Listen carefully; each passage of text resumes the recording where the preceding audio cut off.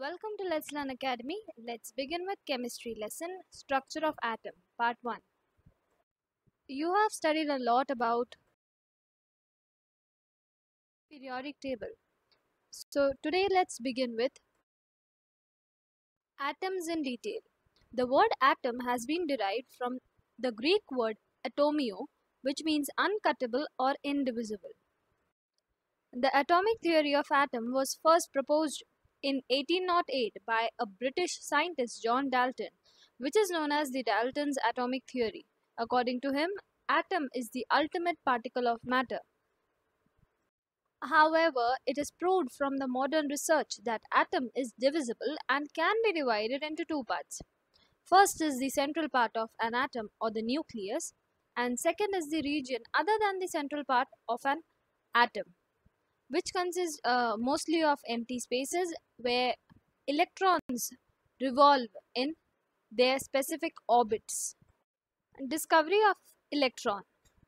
A cathode ray tube was used for the discovery of electron.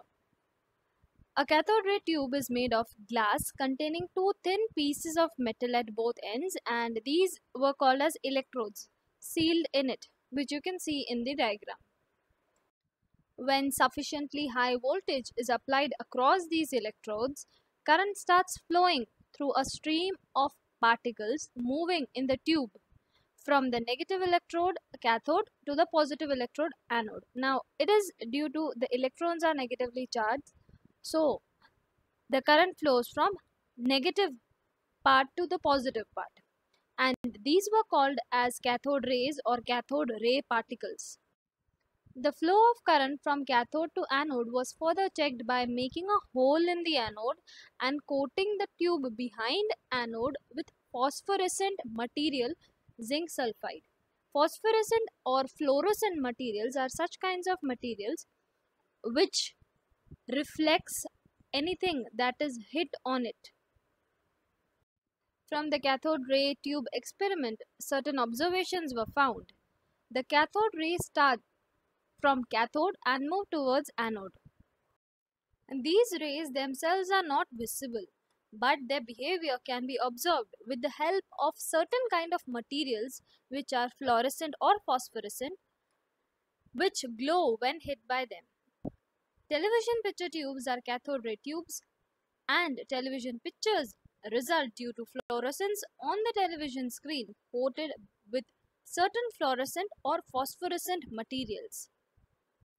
In the absence of electrical or magnetic field, these rays travel in straight lines.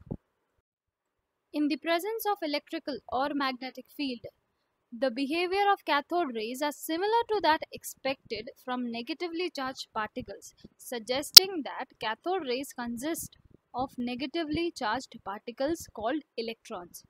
जब electric या magnetic field नहीं होती उस समय ये जो cathode rays होते हैं वो स्ट्रेट लाइन में ट्रैवल करते हैं, just as you can see in the below diagram.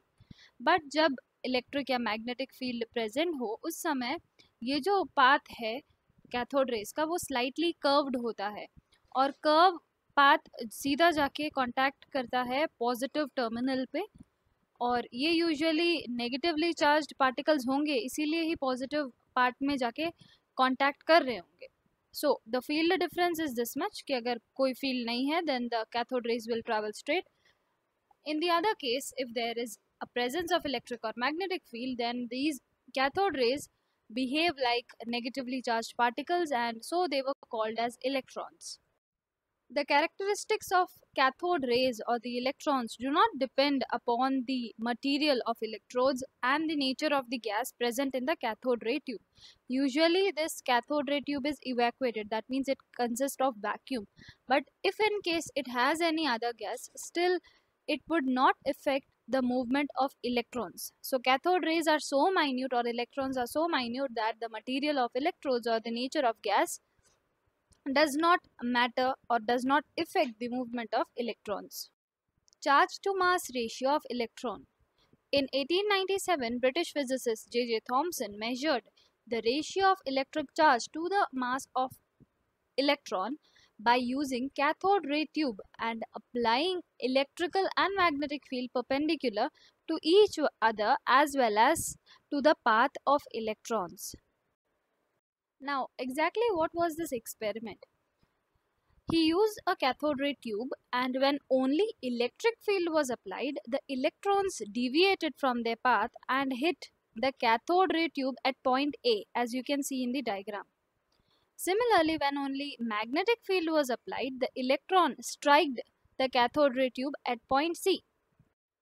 By carefully balancing the electric and magnetic field strength and applying them both together, it is possible to bring back the electron to the path which is followed in the absence of electric or magnetic field, and they hit the screen at point B. Just as we saw earlier, जब कोई electric या magnetic field नहीं होती, उस समय जो cathode rays होते हैं वो स्ट्रेट लाइन में ट्रैवल करती है. जब उस पर इलेक्ट्रिक फील्ड या मैग्नेटिक फील्ड अप्लाई किया जाता है, तब जो कैथोड रे का पाथ होता है वो स्लाइटली कर्व्ड या डिविएटेड होता है. तो जब सिंगल इंडिविजुअली जब ये दोनों फील्ड्स अप्लाई करके देखे, तो पॉइंट ए और पॉइंट सी में जाके वो हिट कर रहे थे. लेकिन अगर इन दोनों फील्ड की स्ट्रेंथ को थोड़ा बैलेंस करके दोनों एक साथ अप्लाई किया जाए, तो इसे वापस स्ट्रेट लाइन में लाया जा सकता है, just as it is in the case when there is no field.